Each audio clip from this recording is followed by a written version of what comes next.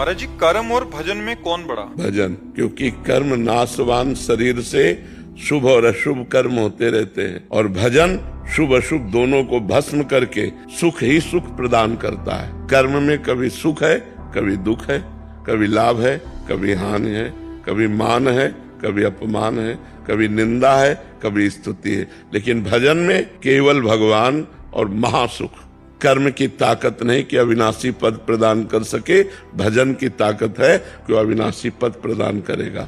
कर्म तुम्हारा अच्छा से अच्छा बनेगा तो स्वर्ग लोक जाओगे, वहां पुण्य भोग कर फिर मृत्यु लोक आओगे। लेकिन अच्छा भजन बन गया तो भगवान को प्राप्त हो जाओगे। कर्म से बड़ा भजन है।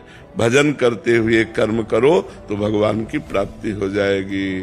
कर्म त्यागी नहीं होता, कर्म फल त्यागी होता है। भजन करते हुए जो कर्म किया जाता है वो भगवान की प्राप्ति कराता है, और जो केवल कर्म किया जाता है वो अवश्य में वो भोक्तव्यम कृतम कर्म शुभाशुभम, शुभ और अशुभ कर्म जो बनेगा उसे भोगना पड़ेगा। और भजन इन भोगों का विनाश करके भगवत प्राप्ति करा देता है। जो नाम जापक को सुख मिलता है, जो नाम की महिमा है, वो स्वयं भगवान नहीं वर्णन कर सकते। भजन की समानता कर्म कैसे कर सकता है?